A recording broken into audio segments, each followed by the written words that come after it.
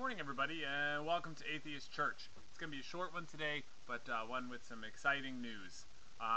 Next week, my mustache will be gone as Mustache March is over. But no, that's not really it. That's not the news.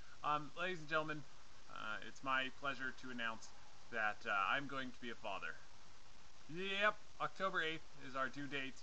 My wife and I, after 15 years together as a couple, are finally reproducing. So this will be the most planned baby ever. 15 years in the making. I'm hoping that he's born with a mustache. And cheesy Euro mullet as well.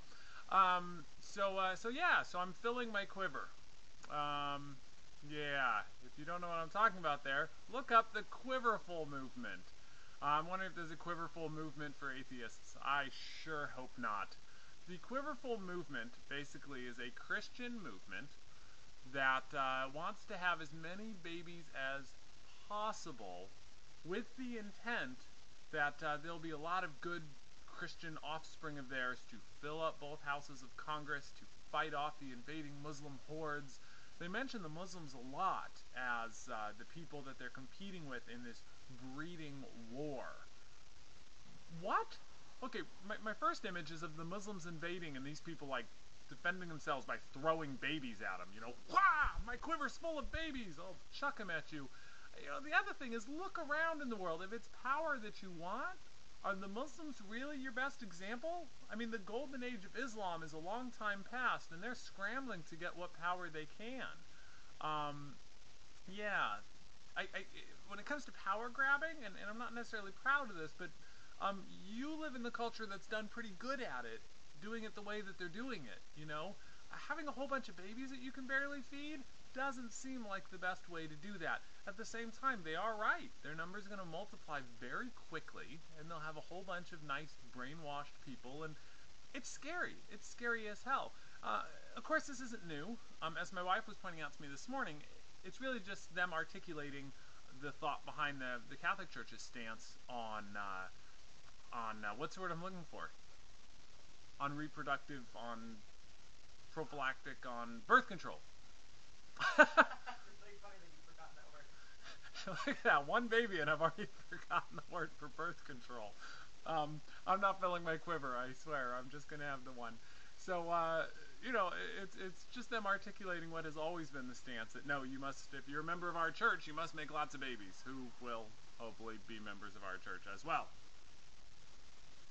But to state it so blatantly, you know, even the Catholic Church had the sort of the class and were suave enough to, you know, sort of put it between the lines. But these people are like, no, the Muslims having a lot of babies, we gotta have a lot of babies too.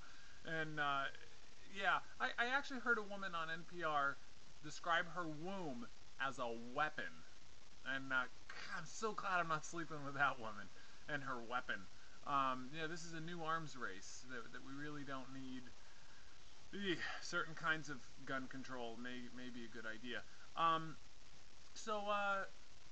Just a scary, scary movement, and no, I'm not going to be a part of it. I just want to have the one kid, and I'm going to have the resources to feed and give lots of attention and have a nice, healthy, self-actualized person who will subscribe to whatever views they find most logical, and they'll have the ability to study them all and not be part of a brainwashed little drone army. How are the Quiverful kids going to feel when they realize that they were just basically an agenda, you know? I just, boy, this doesn't bode well. And for my Christian friends out there, and I do have quite a few of them, you guys get upset if I say that Christianity takes the emphasis out of this world, and that any kind of religion and afterlife belief takes the emphasis out of this world. But this is an example of people doing that with it. And speak up. Make noise. This is a terrible, terrible thing. And it's like, damn the environment and damn all the overpopulation problems we're having now. Because we're going to make more babies, and they're going to fight the good Christian fight. And the ones that die and the people that die, well, they're going to heaven or hell anyway, according to their beliefs. And it all works out the way that it should. And eek.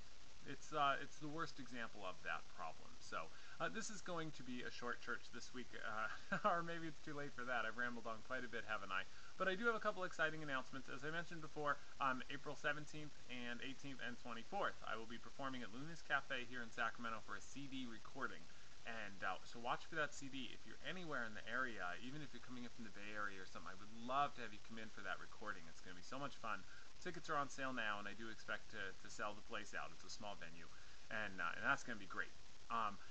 The other big news is I wrote Pat Condell. Then I asked him if he would take a look at my Atheist Comedian Prayer in School video, which he did, and he favorited it. So, favorited it. I love saying that. It's on the top of his page right now, and that's so cool. Thank you so much, Pat. I really, really appreciate it. So thanks, everybody, and we'll see you for church next week. Sans a mustache, because it will be April, and I haven't come up with some clever rule for what I have to do in April yet. If you have any suggestions, that's what the comments box is for. I don't feel like editing this morning. You'll get it on bleeps and me forgetting birth control and all. Bye-bye. Have a great week.